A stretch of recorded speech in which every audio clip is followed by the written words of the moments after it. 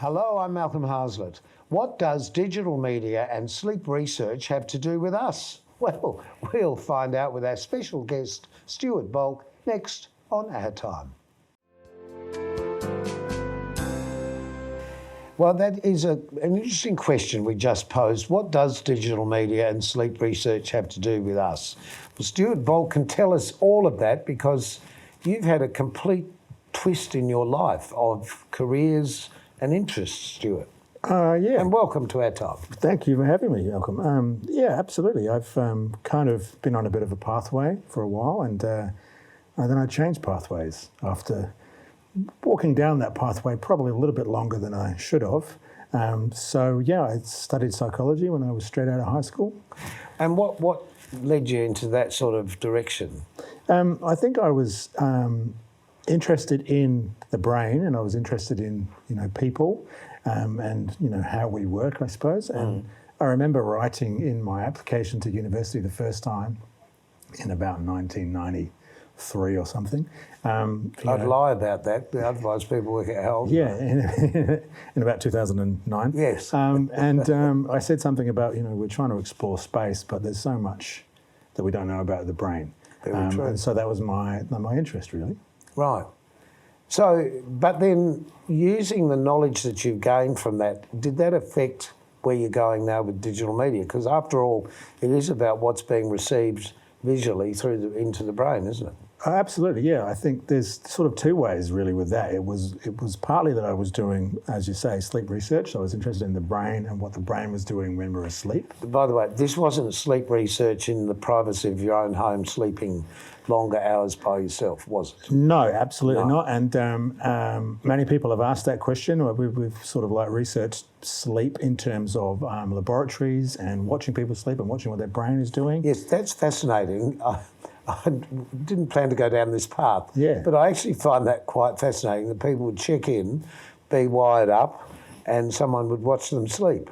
Yeah, absolutely. Riveting. It is kind of riveting, but of course I found that it wasn't as riveting as some other people because I chose to move into different pathways. You didn't doze off during the sleep experiments, did you? It's funny you say that because when I was doing a PhD in the early 2000s, my job was to sit and watch people fall asleep at the wheel in a dark room, much like this one. Right. And they had a big simulator there, and they would just drive on this boring road for 2 hours, and I'd be sitting behind them taking notes. And after about 3 years of that, yeah, I was kind of bored. Yes. I'd sort of had enough. And this was back in the UK, so when I left in the afternoon, it was already dark outside. So, of course, yes, I understand that completely. So shortly after that, I moved to Australia. But that would completely throw your sleep patterns yourself off, wouldn't it? Well, arguably they were already off, but yeah, it did. It really was a matter of going in the morning, setting things up, sitting in the dark all afternoon, and then coming out in the dark in the evening, especially in the winter, of course. So when I moved to Australia, it was kind of that. The light, the curtains are parted, and the light came on. There's so much sky when you come here from the UK, and the grey is all gone, and so one of the things I noticed really early on was I stopped wearing black jeans and kind of like black and off black and grey colours and started wearing colours because under the Australian sun you can see those colours. In the UK, everything looks thought of it in those terms. Yeah, in the UK, everything looks kind of slightly grey. So I kind of like changed my whole wardrobe and sort of reinvented myself a little bit. Well, is that the neighbours syndrome from the UK, do you think? I mean, yeah, people often say that. I wonder about that. It's kind of, you kind of get really excited about it. And I remember when I first came here, my parents they'd ring me very regularly. I mean, they rang me anyway, but they'd ring me in a very worried tone every time something happened. So they'd say, are there any bushfires near you? And then a few months later it would be, are there any hostel fires near you? And then it would be, are there any serial killers near you? Any kangaroos knocking at the door? And I gradually worked out that every time there was a documentary about some horrific thing in Australia, back in the UK, that's when they would ring. The sharks and the spiders. The sharks, the spiders, the snakes, the crocodiles, the serial killers. The bushfires, the whole thing. So you left your vampire roots over there wearing the black and only being alive at night. That's right. Came to Australia and thought, right, digital media is the way to go. Well, not quite. I actually came here to do sleep research, and I had this fantastic fantastically foolish plan, which worked perfectly, which was to come and sit on the beach, drink a lot of beer, hang around, and probably a university would hire me. That worked really well, actually. That was great, and I did about 5 years of research like that. Oh, okay. Not like that, from you that. You did get hired, though, eventually. Yes, yeah, that's right. Yeah, so I came here. Adelaide is actually a really big town for sleep research. There's tons of people doing that here. So I did that for about 5 years, and then I became a consultant and was helping companies to stop people falling asleep. And after that, I really wanted to get into digital media. Stop falling asleep doing what? Driving trucks, driving trains. Oh, those planes. Falling asleep. Not falling asleep in front of the TV. No, not at all, no. So it was all about trying to help people not fall asleep. Right. Usually for safety reasons. And playing with a band, where did this come into your... Well, look, I've played in bands since I was about 15. What do you play? I started with the bass. Right. And then when I moved to Adelaide, I had this kind of realisation that all the bands in Adelaide at the time sounded a bit like Pearl Jam. And I couldn't find a band that I wanted to join, so I just decided to pick up a guitar and teach myself. Oh, okay. Write my own songs. I'm glad you said that. I thought you might have been a drummer. No, there's no. I don't have 9 lives, and there's no tragic lawnmower accidents in my family. So, so no. Okay, so digital media being now your chosen prerogative to both teach and be involved with. Yeah, look, while I was doing all those other things, I was always the person that people came to and said, hey, can you do a poster for us? Can you make us a PowerPoint presentation? Unfortunately, there's lots and lots of academics out there who are really not very good with like colours and pictures and PowerPoints. And so some of them would come to me and say, can you do this for us? They're good with the technical stuff, but not the creative. Yeah, I mean, some people are fantastic geniuses of theory and so on, but communication is a different thing. So that was what I wanted to do. What makes you look at something? Well, that's right. It's where does the eye go? What colour makes you look at it? What are the images and what's the iconography? What is the typography? All of those things that make up the whole picture. What makes it memorable? What makes it engaging? So, where does it come from, do you think, for you? You mean that drive to do that? No, the knowledge of what does work. It partly came from study, of course. That really picked things up and contextualised everything. But something's got to be inside of it. Yeah, it was there already. I think. I mean, part of it was I actually grew up around the British film industry. Right. So my family were very into film. For as long as I can remember, my grandfather was a rigger in the British film industry for about 40 years. And so he was working on Star Wars and James Bond and all those great films. Right. That's what's interesting, though, with the film industry in the UK, because it's so fragmented all over the country. There's studios everywhere. Well, that's right. And it's not just that, but they also have moved. So you had studios. So you had Elstree Studios, for example, which was right near my granddad's house, which is now a Tesco. It's a Tesco supermarket now. Yeah, that's what's sad, isn't it? And then they moved to Leavesden, and they sort of set that whole thing up for Harry Potter and some of the Star Wars prequels and so on. And so they're always looking for, new spaces and new technology and so on. So, yeah, it's been a bit fragmented. And I remember when I was a kid, I was getting postcards from all over the place in the UK and abroad while my granddad was on locations and stuff. Right. So, how brilliant. What a lovely memory. Yeah, it was great. But those things, like seeing those things, because that's the eye-catching, like a postcard is an eye-catching scene of a particular place. Do you think those sort of early interventions? I think that everyone has a different type of style of learning that they work really well with, and I'm very much a visual learner, and I think that I've very much had an eye for things at an early age, way before I realised that I did. And so it was always about trying to nurture that a little bit. But like everyone, I suppose, there's a time when you're about 4 or 5 years old and you draw a picture and your mum or dad says, what a beautiful swan, Stuart. And you say, oh, that was a picture of you, Dad. And that kind of crushes you a little bit. And so you don't want to draw anymore. Yes. And so it's really interesting, 20, 30 years later when you draw a picture and you kind of go, oh, it's not quite right. And I've discovered that if you take a photograph of that picture and tweak the contrast on a phone or a tablet, suddenly it looks better. So there's something that's really tuned into us at an early age to kind of be very self-critical of what we do on paper. And it takes a bit of effort to kind of get past that. It's a really interesting take on that. In my business, it's people who think they can't sing. People say they're tone deaf because Yeah. they just sing. They don't think about, I've got to fit in with the music. Yes. That's an interesting parallel to me. Yeah. And I think there's lots of people who would say that, and if you work with them for a little while, you can probably prove them wrong. I absolutely agree. Yes, exactly. I'm sure there are some that you can't work with. Well, we're all made differently. That's the whole point. But in a way, in us being made differently, you've got to come up with a way that you can communicate with everyone. That's right. Just in one go. We'll find out how that works in just a moment.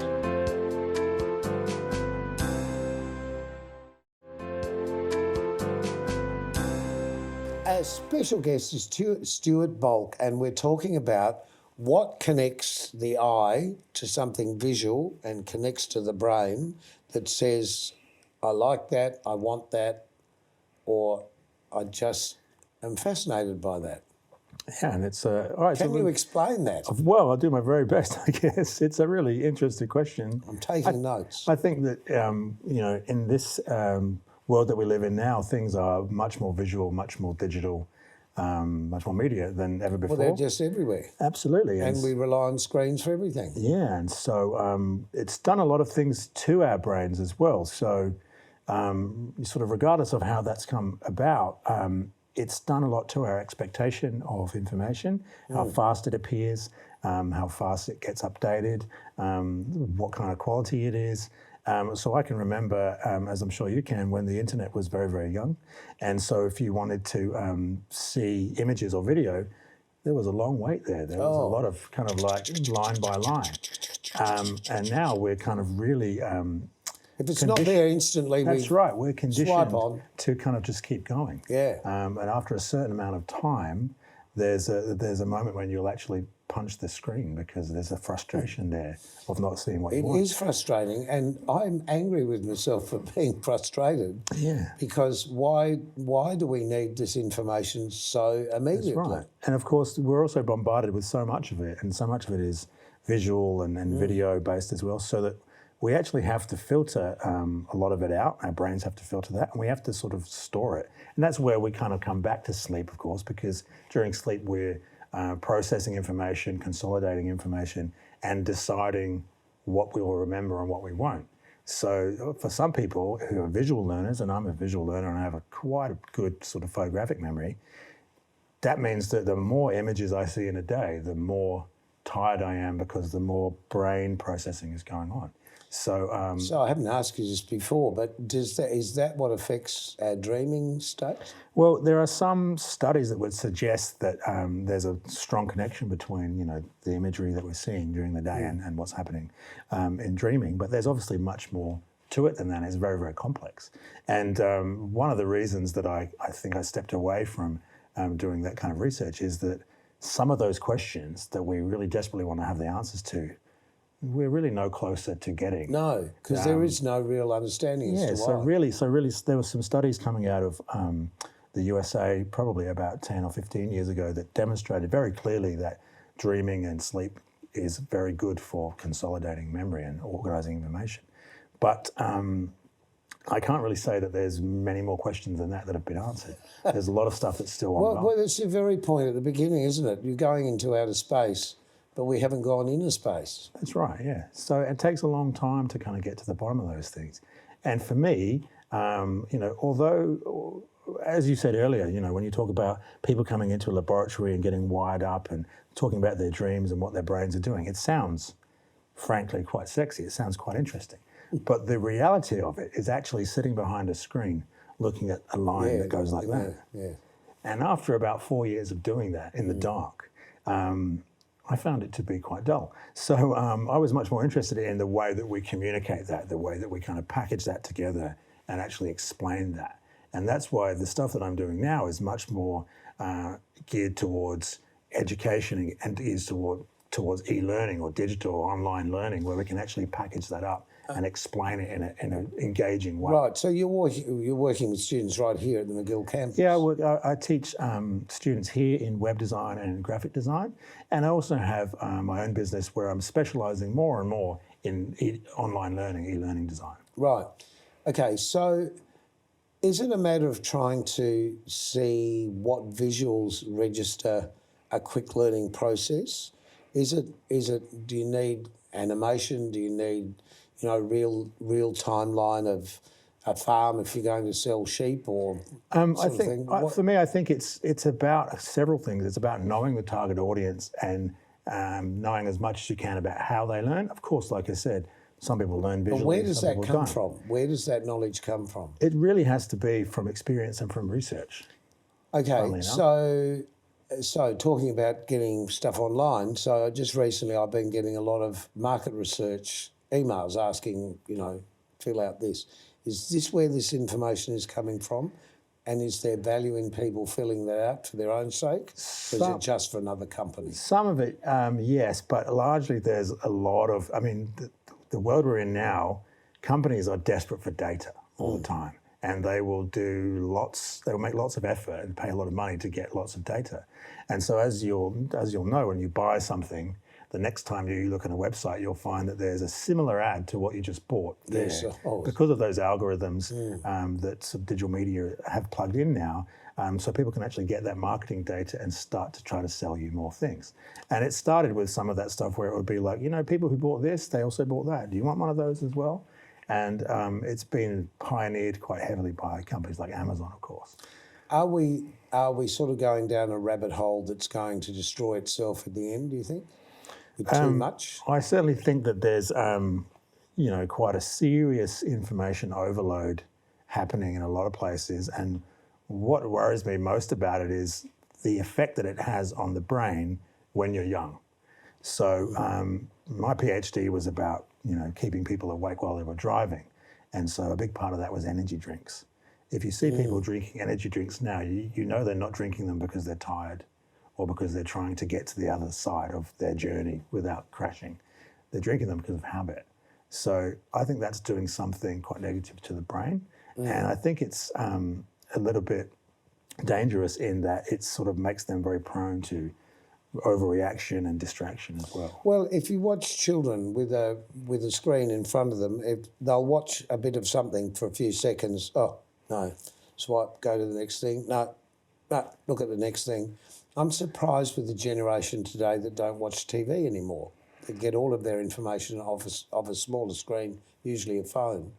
Yeah, absolutely. It's one of those things as well that we can see happening, and we see it everywhere, but I don't think that we really know where it's going. Yeah. But see, even having a chat on a TV screen like we're having right now is almost a thing of the past, which is called a long-form interview. Yeah. Because people's concentration seems to wane.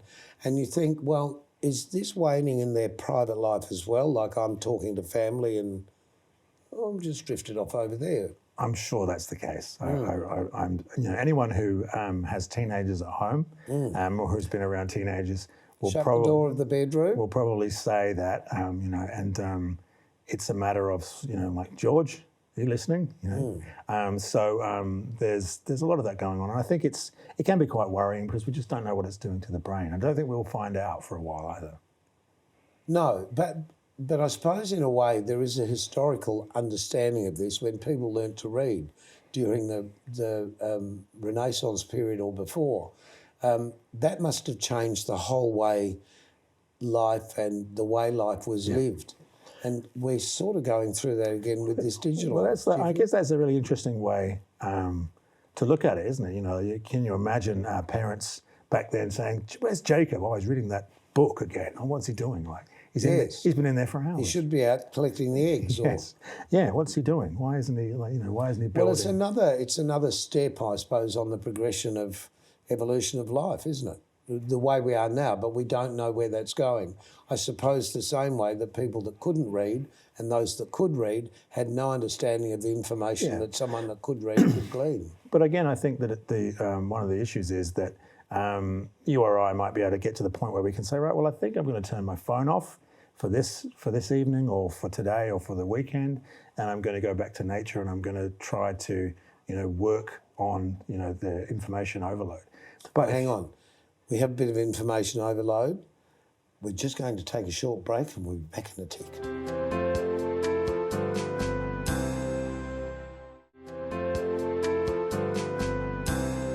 Our special guest is Stuart Baulk. Stuart, COVID, everyone's talking about how COVID has affected the world, but in your particular area and what you're teaching, it actually has had quite an impact in a way that was not anticipated. Yeah, look, in digital media and in website design and so on, COVID has just pushed everything forward. It's been a huge catalyst, either because people have been sat at home thinking, well, I need a new business, I need a new business model, I've got to go online, or they're saying, well, my website really needs an update now. And because more people are looking. There are more people looking, Yes. and of course, all of the face-to-face stuff has been really threatened and really reduced. And more than anything, in that kind of digital, online, e-learning space, companies are faced with either waiting around to see what COVID's doing or investing in online learning. And of course, in the university space, we did the same thing. I was teaching from my shed for about 3 months via Zoom, and then we kind of came back, and we have this blended method now of online and face-to-face. So it's changed people's expectations. The thing is about face-to-face, we as humans have learnt to pick up physical signals that we're not seeing on a screen necessarily. Yep. It's why actors can do their job so well, because they're pretending to be something that's not real. That's right. But in a real situation, if you're looking at me and telling me something, I've got a lot more trust in your eyes, yes, literally. Yeah, absolutely. And that's why whenever I would be teaching online via a Zoom screen, I would always get up and first of all demonstrate that I'm wearing pants, because of course you can't see that when you're on Zoom. And I would encourage all the students to introduce the class to their dog or cat or guinea pig or hamster. I had one student playing the trombone. I think I had ukulele, drums, guitar, all of those things, because in a sort of 2-hour class slot, you really need to keep the attention up. Yes. And if you're just looking at a square box, yes. You've got to do anything you can to keep that engagement going. So, well, it's the sleep thing, isn't it? Watching the. That's right. So it's all about engagement, and that's what I'm noticing now is everyone wants to kind of really look at what can we do better, what can we do online, how can we get that engagement and keep it. So that's why the digital stuff is just continuing over and over. And it's the great thing about it for me is that it's across lots of disciplines. So where I was just doing one thing before in psychology and sleep, now I get to do a variety of different things. Do you feel you're missing the human touch, so to speak? No, I wouldn't say so, because I still work with people face to face and I still talk to people. I mean, just generally, though, more not so much just for you, but just as a population generally. Are we losing, do you think, that human touch? Is conversation starting to wane? I think there is a bit of that, and it's certainly something we should keep an eye on, because there are sort of, there are sort of styles and conversations and mannerisms that sort of die out. So I do think we need to practice some of that stuff. It's like when we come out of lockdown, we all look at each other and go, this is new, because we've sort of like got a bit out of practice with it. Well, I'm amused with also the abbreviation of our language. A chap I'm working with at the moment says lol a lot. Yeah. And every time he says it, I'm not sure what we should be laughing out loud at. Yes. And it's a curious full stop to a conversation. That's right. I prefer to just make up my own abbreviations so that no one understands them. And then they'll ask me what it means anyway. So it kind of like preserves the art of the conversation that way. So are we in safe hands for the future, do you think? I don't think I could really comment on that in terms of our society in general. But you're in a position to be actually guiding new people coming into society. Have you got any last-minute quick advice? I think really the thing about what I teach all my students in digital media is don't forget what the pen or what the pencil is for, because there's actually a really important process that goes on if you're drawing and writing and then moving into the technology. Both of those sort of sets of steps are important. And if you just leave one of them behind, you'll lose something. Because really it's all about getting stuff out of your brain and into a website or somebody else's. Or a film. And so, at the end of the day. So you need to really I like to swap between those modes. Yeah, I get you. One of the first things I learned about working in television was I'm talking directly to somebody there. And now we have to say goodbye. So keep yourself nice until we see you next time. Thanks so much, Stuart. Thank you, Malcolm. Lovely conversation. Cheers.